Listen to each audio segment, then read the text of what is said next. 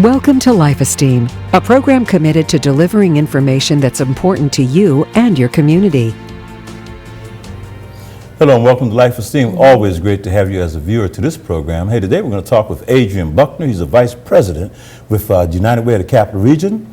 He's my supervisor. Dun, dun, dun. And this is a show I have both my supervisor and my boss on. Isn't that something? Unbelievable. But Adrian, welcome to the show, man. Thank you so much. Really appreciate the opportunity to be Very here. Good. So you are the supervisor, you are the vice president of community impact for United Way, and been on board for what, about 3 months now? About 3 months. I came on towards the end of August. So enjoying my time, lots of learning, and looking at different ways in which we can continue to make a difference in the capital region. Fantastic. And I was not joking when I said Adrian literally is my supervisor for at least the next about 20-something days here, right? Yes, yes. I guess, so Les, we work both at United Way, and we're so glad to see Adrian come on board behind a great guy, Tim Whalen, who left and went on to do bigger and better things with housing, I think, down in Cumberland County. And then search went out, fierce search, by the way. A lot of people applied for this job, and it came down to you and about maybe 4 other people, all extremely good. And Adrian came out on top and has been doing a tremendous job. Excellent, and thank so, you. yeah, really good. And you come at a critical time for United Way because they're going on this tremendous transition. Talk about some of the things happening there at the agency. Correct. So the United Way is now looking to really change the way in which we do our day-to-day business. Essentially, we have typically funded various types of programs spanning all across the capital region, various different areas. However, over the last few years, we've done an assessment to really begin to understand what is it that the community wants, where are the greatest needs, and where can the United Way have the greatest impact. So after having community conversations and bringing together various task forces, the United Way has decided to stick with 4 community initiatives. One being basic needs, which has always been one of the programs in which the United Way has sought to fund. Basic needs really looks at like emergency types of services. So that's going to remain in place with minimal change at this point. We also decided to expand and now look at health. And when we look at health, we're really looking at access to health care. How do we get to the point where we are making sure that individuals not only have health care, but they're using their health care, connecting them with specialists and things of that nature to ensure that they're getting the care they need when they need it. Trying to shift from individuals utilizing the emergency room as their primary care physician, but really going to a doctor. We're also looking at education. With education specifically, we're looking at childhood readiness. How can we ensure that by the time a child gets to school, to K4, K5, first grade, that they have the necessary skills that they need? We've noticed that some kids are coming to school in, first grade, and they can't write their name. They don't recognize their colors and shapes and sizes. So what can we do to help really move the needle forward? So we're looking at doing a 6-year pilot program, really targeted at 3- and 4-year-olds to ensure that they have quality, not just to child care, but to quality child care, which is a major difference. And then finally, we're looking at our income or our workforce development. We're trying to move the needle to ensure that individuals are able to get employment, to get to, that living wage, a wage that they can really live off of with fewer and fewer subsidies and things of that nature from the state. So we are excited about the direction we're heading in. It's a lot of change. There's a lot of programs that over the next 3 to 4 years will be phasing out essentially, in that they no longer fall under the categories in which we currently will be funding as we move forward. Well, let me ask you a question. Okay, coming into the United Way here in the last couple of months, what have you learned thus far that you didn't know about the United Way? Wow, well, I didn't know just the sheer volume of fundraising that the United Way does, and just how much the United Way is respected, one, all across Pennsylvania and really nationally and even worldwide, that the United Way really has a very, very positive and a great reputation.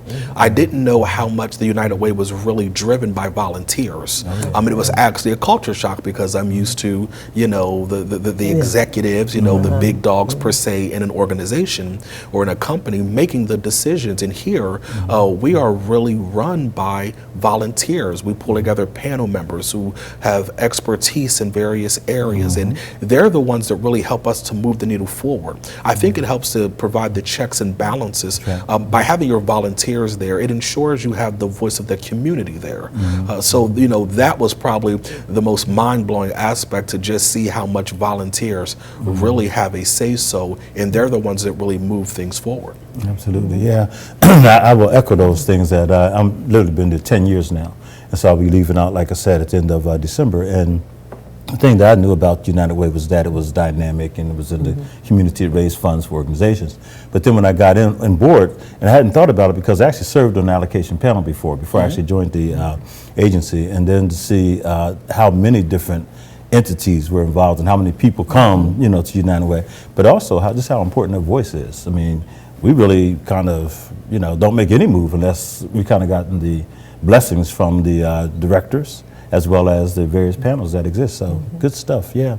And as you did say, a lot of agencies will find themselves not necessarily phasing out of existence, but phasing out of the funding process, perhaps, of the United Way. And so that's been a whole process in itself, right, in terms of educating them? Absolutely. So prior to making this move, there were conversations held with every program partner that would be on this phase out, in which we're no longer going to be funding their program. Now, that does not mean their agency or organization will then close down. Essentially, we're just saying that based on what you're doing, we can't justify funding it further based on where the organization is now heading.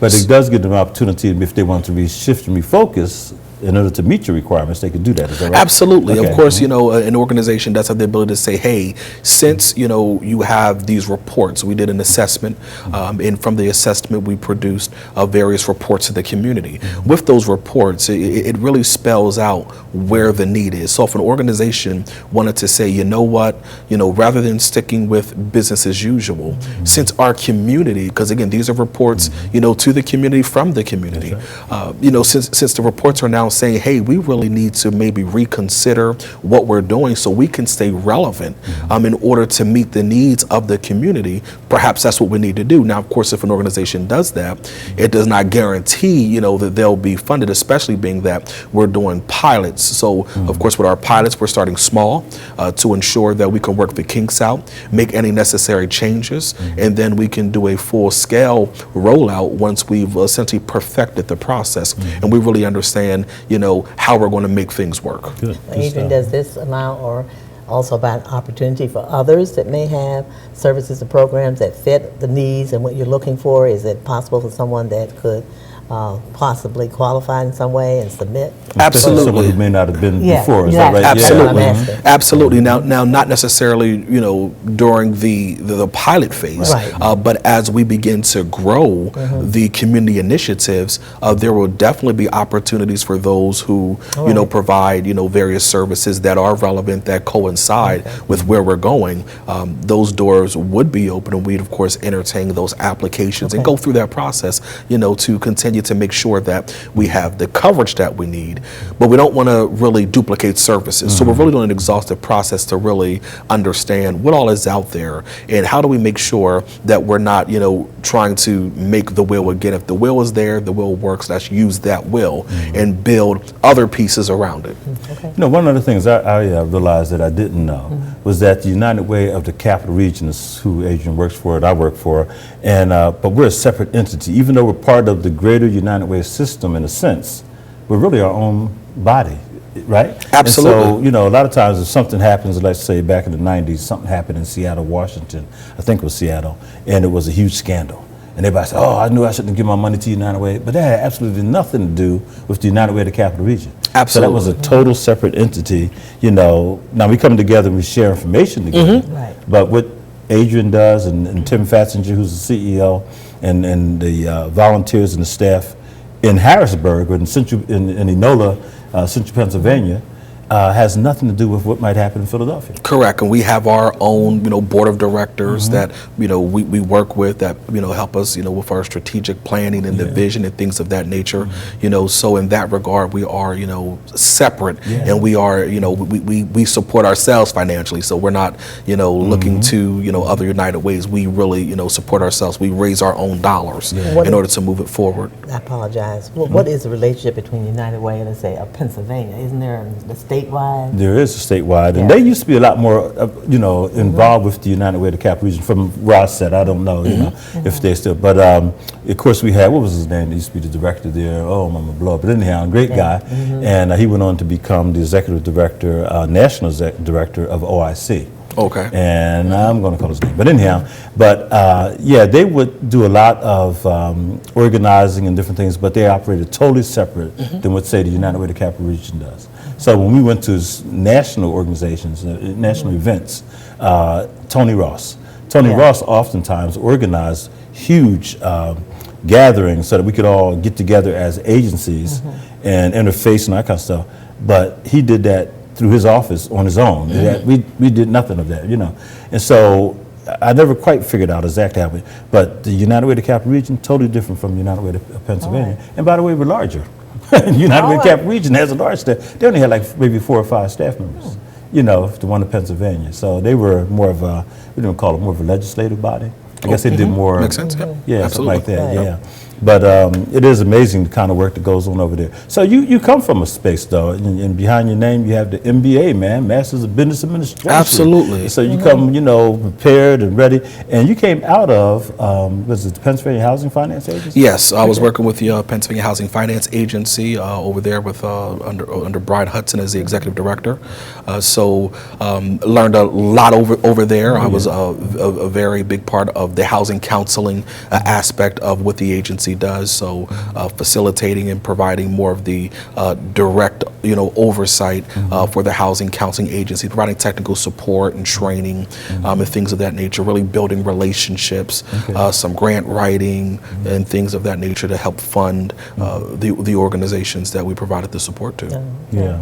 How long were you with them? I was with them for exactly 3 years. So years. It has worked out that, I started on a Monday, August 26th, and my last day happened to be a Friday, August 26th. But yes, it was an excellent experience. And because of my time, at the Pennsylvania Housing Finance Agency, it really prepared me and provided me with additional resources and additional, experience to allow me to do the job in which I'm doing now.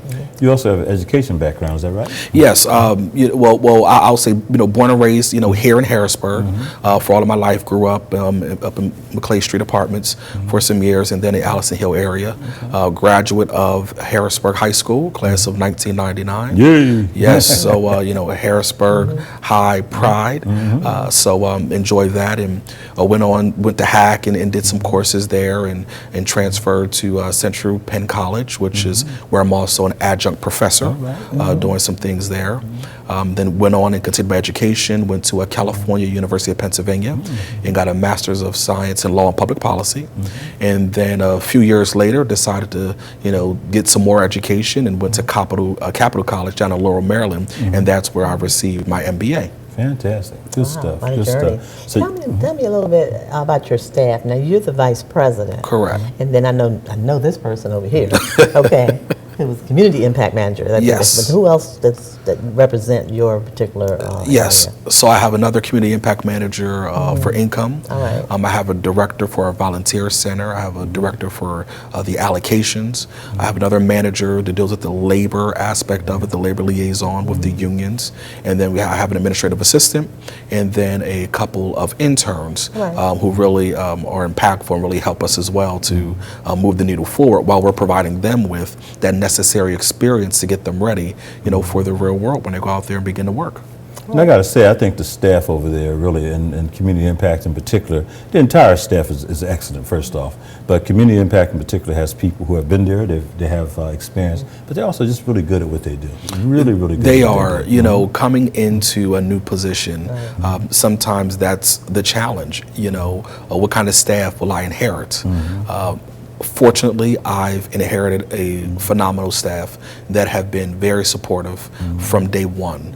And I cannot, praise my own pond enough. Again, I'm not taking anything away from any other department, within the United Way of the Capital Region, but I definitely speak highly of the community impact staff. They are phenomenal. They have really made my transition a lot easier. It's like 3 months in and it feels like we are already family, so that's always a good thing. Well, it's really refreshing as a young man, to be able to come forth with all you've been able to do and to come in this particular capacity at United Absolutely. Way. And I think that also represents and talks a lot about our community and how they will, in fact, have a different understanding, appreciation for the work of United Way. So hearing it from you and your perspective and being able to move them forward in different directions. Absolutely, and just having the opportunity to do Yes. this was quite humbling. Again, graduate in '99. Do some math. 35 years old. I'll be 36 January 8th. So next month, I guess a month from today. I'll be hitting that 36th birthday. But nonetheless, just ever so pleased and honestly grateful to God that as a young man, I'm able to really make a difference. And my thing is I really want to help other young men and especially our black men to understand that the sky really is the limit, that you have the ability and the potential, and it doesn't matter where you've come from or what your background or your story is. There's still greatness that lives and resides inside of you. Absolutely. And they just sometimes need to hear it from somebody. So I'm hoping that I can be that vessel through this taping here and just being out in the community to help them, understand that, the greatest things are yet to be achieved, and you can do it. Yeah, and I was really pleased you have come in, and the agency was always concerned about diversity, and that was one of the things that we always, pushed other agencies to do. When they came and asked them for funds, we would ask them, what kind of efforts have you made for, diversity and inclusion? And then to bring Adrian on, and no question about qualifications, no question about, background experience. And then you were able also to see beyond certain things. You brought in this wonderful young lady who also graduated from Harrisburg High. Yes. As a basketball champion. Yes. And all that kind of good stuff. And she's made tremendous impact. Natasha? Yeah, Latasha Fry. She was with Big Brothers Big Sisters Yes, she was, yeah. For about 7 years, and we happened to run into each other at a breakfast at Masai College, and I just mentioned to her that the United Way is hiring. I believe in getting the word out. I mean, I take the postings to my church and I have them announce. Listen, let folks know that we're hiring. Simply because I want to make sure we're getting the word out, and everyone has an opportunity to essentially apply. And she applied and went through the interview process, and definitely came out on top as the best fit. And her experience was great, being that Big Brothers Big Sisters, they have the same footprint, the same 3 counties that they serve, we serve. So there's a lot of commonality. So it was just a great fit. That's the other thing. United Way serves Dauphin, Cumberland, and Perry counties. And oftentimes people think United Way, in Harrisburg, United Way Capital Region, it's just more of a Dauphin County thing. No, it's Dauphin County, Cumberland County, and Perry County. And even when we did our assessments and did the community forums, we made sure we had all 3 of those counties and have, the kind of turnout and impact. So it's been real good stuff. It really has been, and really trying to make inroads. Really trying to have a greater impact in Perry County. Again, it's very rural. And some of the conditions up there. Not really having access to health care. Facilities, as well as to doctors, because there's so few in there. That's really an area where I especially want to really focus a lot of time in order to to really make a difference in Perry County. Again, not taking away from Cumberland or Dauphin, but they're flooded with resources in Cumberland as well as in Dauphin counties, and really Perry County lacks a lot of the resource that the other counties have. So we have some work to do there. Back in the day, with Tim Whalen's guidance, we were able to help them, create a Perry County housing board. I just call it board, and I served on that and watched the development of it. But really, it was the United Way, especially through Tim, that really just kept pushing it. And then he helped them conceptualize. Well, here's what could happen. So literally, Cumberland County stepped up and says, "Here's what we'll do," and they helped them develop a director and, part-time, and they did the funding. It was just amazing, the creativity of the LHAC, the Latino Hispanic, which Pat served on the board for. Again, that was through our office. Tim stepped up and says, hey, there's a need. How can we fill that need? And all he did was gather the resources, And what you're talking about with gathering resources is the model we're looking at is that collective impact model. Collective impact. We're looking to really bring people together, which you identify a backbone organization. And that's that organization, that's really that convener that really begins to help to assist in identifying and keeping things moving forward.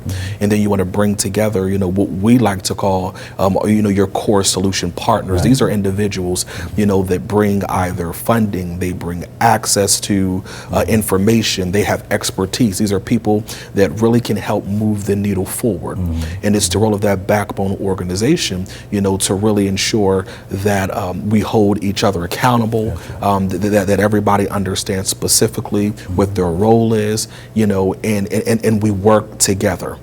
And by having that collective impact and really understanding the resources that are out there, that's when you can really begin to make a difference. So rather than having 6 and 7 organizations who are all, a block away from each other doing the same thing, how do we begin to bring those resources together so they can be more impactful? How do we start having people talk rather than this silo approach in which everybody is doing their own thing and everybody is so territorial? So we have to move away from that mindset of it's just about the existence of my agency and really say it's about building our community, and that has to be the mindset in order to really move the needle forward. It really does, and that's such a critical, And one of the issues, of course, has always been, but if you make me compete for the funding, I got a silo. I got to make sure. So I got to come up with my resume, and then, but the working together is critical. If we don't do that, we're going to perish. And so, real good stuff. One of the things I noticed also is that you have been writing an article for the Urban Connection. That is correct. Let's talk about that endeavor. So shortly after I received the news that I would be going on board with the United Way, I had ran into none other than Vera Cornish. I was having some dinner at one of the restaurants, and a mutual friend of ours did the introduction, and a couple of minute conversation, well, at least I thought it would be, turned into probably about a good 15-20 minute conversation. And Ms. Cornish had then, offered me the opportunity to, put the announcement in Urban Connection when I originally received the job. And then she said, well, hey, how about we keep this going forward? And she had asked if I'd be willing to, submit a piece, every other month when they publish on something. I believe the last piece it's time to leap, and really, that's what I did. I like to practice what I preach. I was, at a job where I was very comfortable. I was doing great. Had favor, and now to uproot from that and go to unknown waters, it was a leap, and I couldn't just put a foot in and have one foot out, but I had to jump all the way in. So it was really just an encouragement piece for myself, as well as something to other people, to say if you want to go forward, you just have to leap and you have to take that first step in order to take your life and your career to that next level. Absolutely. And that, in one sense, is also kind of like where the United Way is at this point. They looked around, they thought, okay, here's where we are, but we need to take a leap so that we might be prepared for the future, because they looked at some parameters. I remember Tim Fassinger in particular really sounding the bell about, we have X amount of funders, but look what's happening. These are the trends, and we need to prepare for those things. Absolutely. So that's kind of like where you guys are now, right? And that's how you stay relevant. You stay relevant by understanding, what time we're living in, and then understanding what is that. Where is it going? Are things still the same? Have things shifted? And if you remain the same while everything else around you has shifted, you will become irrelevant. That's right. That's when, donors stop giving, because, that's not the end thing. That's not where we need the resources at the most. So I think it's important to continue to do those kind of community assessments, not necessarily every year. Every 3 to 5 years, you want to make sure that you're having those conversations. One, it helps you to measure your success and see exactly what you've done. So, you've set out goals and expectations. So have we met them? And if we haven't, what do we need to change and shift in order to achieve that? But then also it allows you to see if other things have changed. So, are we now beyond, the area with healthcare? So do we move the needle when people are good there? Do we need to shift to something else now? It's just a matter of just remaining relevant consistently. And I believe that, the United Way taking this leap, is a great move. Why? Because this is what the community is saying we need. What would you say to the community at large in regard to how they can support the United Way? We know normally how that takes place in regard to what they may do through their employer. Absolutely. And those contributions they make. But do you want to make a Absolutely, request and say, yes. can you get involved with us? Advocate, volunteer, that's what we do. When you are giving through your employer, make sure you're giving to the United Way of the Capital Region, in order to make sure those dollars are coming specifically to, our capital region. But then being a volunteer, you can go on our website, www.uwcr.org, and there's opportunities out there for you to volunteer if you want to, get involved and make a difference in your community. In our community, you have the ability to do that, and then to really just advocate, and help people understand, what the United Way is and what we're about. Again, we are for the community, and our goal is to make the capital region, the best place to live. And I believe that we are on the verge of doing that. Oh yeah, no question about it. Yeah, it's good stuff, and I'm so glad they brought you on because you represent, forward thinking, forward progress. You're young, extremely, well prepared, and community. Absolutely, and that's the good thing. So here's the deal. One thing we haven't talked about is your church affiliation. We've got to get that in real quick and over down to just a couple minutes. All right. You are deacon, elder. Yes, elder at Shiloh Church of God in Christ, 5950 Derry Street. Our pastor is Pastor Kevin L. Scott. Love, being there at Shiloh. I was visiting on and off for a couple of years, but then in January of this year, I actually joined, and became a member. And all I can say is my life has taken a change for the best. 2016 has literally been the best year of my life. Fantastic, good stuff, man. Absolutely. Family? Anything about family? Yep, I have an 8-year-old. That's the love of my life. He's a junior. He's a mini me. And all I can say is he is his father's son. Not to take away from his mother, but he is his father's son. That's good stuff. That's great stuff. Absolutely. Yeah, well, continue to do what you're doing, and if people want to reach out to you there at the United Way, how can they reach you? Of course, I'm available, via, you can email me, Buckner, at uwcr.org.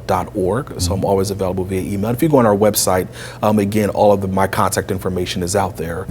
So, feel free to send an email, call.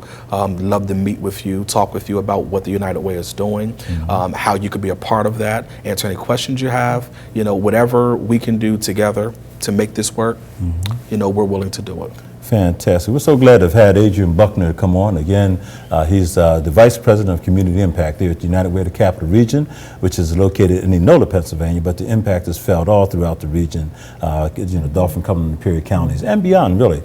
And so they're doing great works, and we hope that you will join in with the great work that is being done, because it's so greatly needed to know your perspective, your needs, and then hopefully we can address those things together with what Adrian already outlined for us, which is called collective impact.